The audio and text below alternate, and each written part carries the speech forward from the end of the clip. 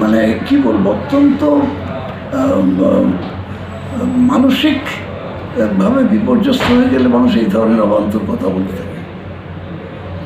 বাংলায় বসে কি ভারতবর্ষে বসে, যে ভারতবর্ষের সংবিধান মানুষকে ধর্মীয় স্বাধীনতা থেকে শুরু করে সব ধরনের সুযোগ সুবিধা সে সমান অধিকার পাবে বলে স্বীকার করে নেওয়া হয়েছে, সেই দল সরকারের থেকে এই ধরনের কথা বলছে, কতখানি অসহিষ্ণু হলে এবং কতখানি মানে কী বলে ফ্রাস্ট্রেটেড হয়ে গেলে এই ধরনের কথা বলে, এটা তার প্রমাণ।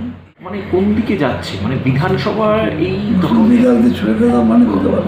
উনি বলেছিলেন, শুভেন্দু অধিকারী তিনি বলেছেন যে ক্ষমতায় এলে আর 10 মাস বাকি রয়েছে, এরপর যারা মুসলিম বিধায়ক তাদেরকে ছুঁড়ে ফেলে দেওয়া, রাস্তায় ছুঁড়ে ফেলে দেওয়া। পাশাপাশি বলেছে 2026-এ নির্বাচন হবে পোলারাইজড নির্বাচন, যেখানে হিন্দু ভোট কনসেন্ট্রেট করবে এবং মুসলিম ভোট একদিকে, হিন্দু ভোট একদিকে। এগুলো বলতে ভালো লাগছে, স্বপ্ন দেখা ভালো, কিন্তু স্বপ্ন অনেক সময় বেশিরভাগ সময় যে স্বপ্নই থেকে যায়, তার সঙ্গে বাস্তবের কোনো সম্পর্ক থাকে না। অতএব শুভেন্দু যতবারও বলে যাক, যত বলবে তত আমাদের ভুল বাড়বে। যদি বলে সরস্বতী পুজো একটা নয়, দুটো নয়, 3টে পুজো হয়েছে। একটা পুজো নয়, 3টে পুজো হয়েছে প্রতি বছর। না, প্রতি বছর 2টো হয়।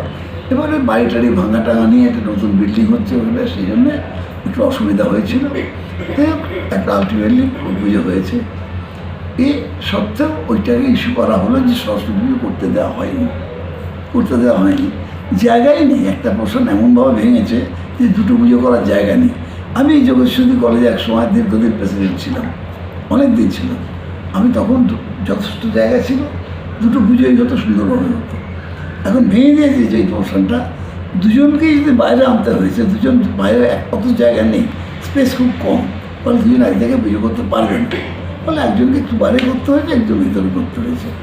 আর প্রিন্সিপাল নিজেও একটা পুজো চেষ্টা করেছে পশ্চিমবাংলায় জয়লাভ করবার জন্যে, পারেনি। প্রধানমন্ত্রী থেকে শুরু করে, স্বরাষ্ট্রমন্ত্রী থেকে শুরু করে, ভারতবর্ষের বিভিন্ন রাজ্যের বিজেপি শাসিত রাজ্যের প্রধান মুখ্যমন্ত্রীরা এসছেন, সমস্ত প্রচণ্ড অনেক বহু টাকা পয়সা খরচা করেছেন, কিন্তু মমতা বন্দ্যোপাধ্যায়কে দমাতে পারেননি বা তাকে পরাজিত করতে পারেননি। ওদের এবারে লাস্ট এজেন্ডা এটাই যে কোনোভাবে হোক মানে মৌলবাদী একটা আবহাওয়া তৈরি করবার এবং পোলারাইজেশন করার, যাতে ভোটটাকে পোলারাইজ করা যায়। ওরা পরিষ্কার বলছেও এটা যে আমরা 5% কমে বা কম আছি সরকার যে পার্সেন্টেজ পেয়েছে তার থেকে, ওই 5% লোক যদি আমরা ঘুরিয়ে দিতে পারি, গতকাল আমি একটা টিভি ইন্টারভিউ দেখছিলাম, 5% লোককে যদি আমরা ঘুরিয়ে দিতে পারি তাহলে আমরাই ক্ষমতায় আসবো। এই কথাগুলো বলতে গিয়ে বলছে যে কমিউনাল ইত্যাদি ইত্যাদি নানা ধরনের কথাবার্তা বলছে, মৌলবাদী মানে মুসলিম লীগ 2 ইত্যাদি নানা ধরনের কথা বলছে।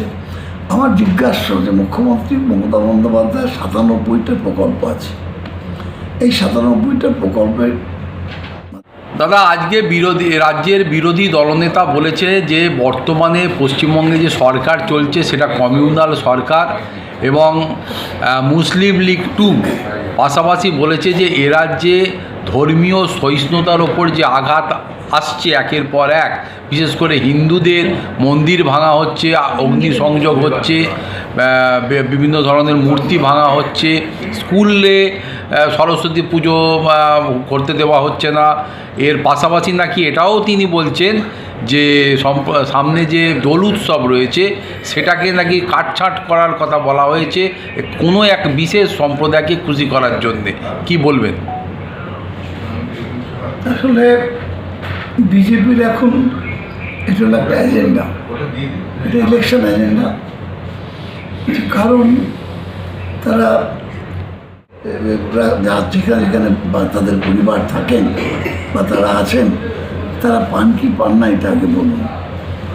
সমস্ত যতগুলো প্রকল্প আছে তার প্রত্যেকটি সুবিধা বাংলার প্রত্যেকটি মানুষ পান, irrespective of political party, political ideology, religion, caste, creed, irrespective সবাই পান এখানে। ওদের এই কথাগুলো বলা মানে মূর্খের মতো কথা বলা, এগুলো কোনো মানে যুক্তিগ্রাহ্য কথা নয়।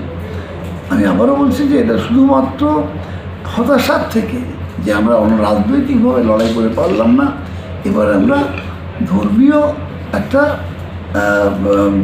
পোলারাইজেশনের মাধ্যমে আমরা জিতব। যে কারণের জন্য এখন ছোটো ছোটো ইস্যুকেও সামনে নিয়ে আসার চেষ্টা করা হচ্ছে এবং সেগুলোকে সরকার যখন নিজের হাতে সেগুলোকে দায়িত্ব নিয়ে দেখছেন, সেগুলোকে সামনে আনার চেষ্টা হচ্ছে। যেমন বলে 3টে পুজো হয়েছে যেখানে সেখানে পুজো করতে দেওয়া হচ্ছে না বলে একটা আওয়াজ তোলা হলো এবং বিধানসভায় ওয়াকআউট করা হলো ইত্যাদি ইত্যাদি। অর্থাৎ ওরা একটা পরিবেশ তৈরি করতে চাইছে, এটা বাংলায় সম্ভব হবে না। মুখ্যমন্ত্রী মমতা বন্দ্যোপাধ্যায় সব ধর্মের অনুষ্ঠানে যান, সব ধর্মের অনুষ্ঠানে যান, সে হিন্দু হোক, মুসলমান হোক, শিখ হোক, খ্রিস্টান হোক, অন্যান্য যে সমস্ত আছে ধর্মীয় মানুষ আছে তাদের অনুষ্ঠানে, সব অনুষ্ঠানে যান এবং সব অনুষ্ঠানকে এমনি সমর্থন করেন।